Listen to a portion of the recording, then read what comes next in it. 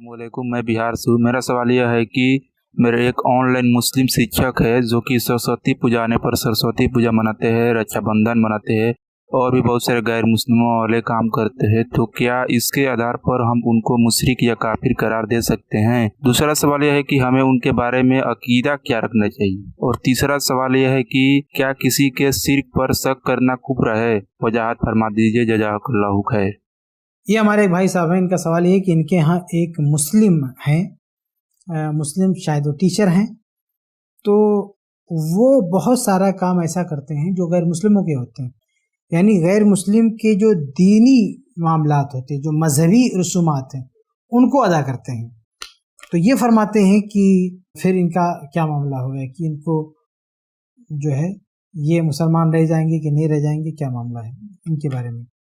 तो देखिए, अगर कोई शख्स मुसलमान है, बाय डिफ़ॉल्ट मुसलमान है, कलमा पढ़ा है, बड़ा होने के बाद वो जाके किसी गैर मुस्लिम के साथ और गैर इस्लामी रसूमात, जो दूसरे मज़हब की रसूमात हैं, उनको अदा करता है, तो हम ये कहेंगे कि ये शख्स गुमराह है, ला इल्म है, जाहिल है, जहालत का शिकार है।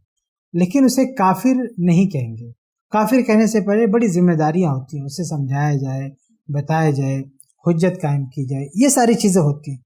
लेकिन बहरहाल उसे काफिर नहीं कहेंगे, उसे जाके समझाया जाएगा, बताया जाएगा, और समझाने बुझाने पे भी नहीं मानता है तो उलमा देख के फैसला ले सकते हैं। तो जो लोकल उलमा हैं वो फैसला कर सकते हैं कि वो काफिर है कि नहीं, उसे समझा बुझाने की बात। इतना आसान नहीं होता है कि किसी को गलत काम करते हुए देखें उसको आप काफिर कहते हैं। इतना आसान नहीं होता है कि जो कलमा पढ़ चुका है, अपने आप को मुसलमान कहता है, मुसलमानों का दावा करता है, उसे आप इस बुनियाद पर काफिर कर दो कि कुछ वो गलत कर रहा है। इसके लिए एक बड़ा प्रोसीजर होता है, उसके बाद ही काफिर कहा जा सकता है, उससे पहले नहीं। आपका इसी से जुड़ा हुआ अगला सवाल ये कि उसके बारे में अकीदा क्या रखें, यानी आप ये पूछना चाहते हैं कि उसको मुशरिक माने, काफिर माने, या क्या माने। तो देखिए, अकीदा यही रखेंगे कि वो गुमराह है, वो कलमा गो है और गुमराह है।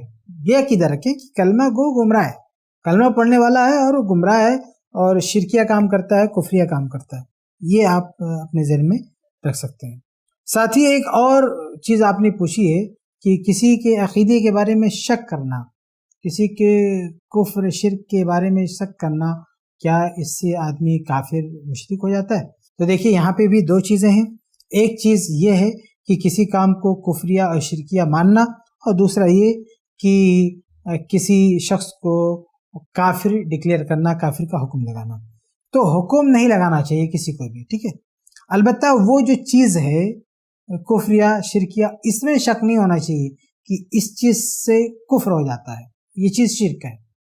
जैसे अल्लाह के अलावा किसी और की इबादत, ये शिरक है, इसमें ज़र्रा बराबर भी शक और शुबहा नहीं होना चाहिए। अब अगर किसी के जहन में इस तरह के शुक शुबहात आते हैं कि नहीं, कुफरिया काम करने से भी आदमी काफिर नहीं होता, उसूली तौर पर अगर उसके अंदर ये जहन में बात आती, किसी खास बंदे के बारे में नहीं, किसी खास बंदे को कुफ्र करते हुए या शिर्क करते हुए हम देखें तो हम वैसे ही कहते हैं उसको काफिर नहीं करना चाहिए, एक बड़ा प्रोसीजर है। लेकिन उसूली तौर पर हमको ये मानना चाहिए कि ये काम कुफरिया है, ये काम शिरकिया है, ऐसा करने से करने वाला कुफ्र का मुर्तकिब होता है, ऐसा करने से करने वाला शिर्क का मुर्तकिब होता है। अब अगर हम उसूली तौर पर ये मान लें कि नहीं, ये काम शिरकिया नहीं है, ये काम कुफरिया नहीं है, इसको करने से आदमी काफिर नहीं होता है, इसको करने से आदमी मुशरिक नहीं होता है, तो जो शख्स इस तरह का एतकाद रखेगा खुद उसका ईमान भी रुखसत हो जाएगा, वो भी मोमिन और मुस्लिम नहीं रह जाएगा।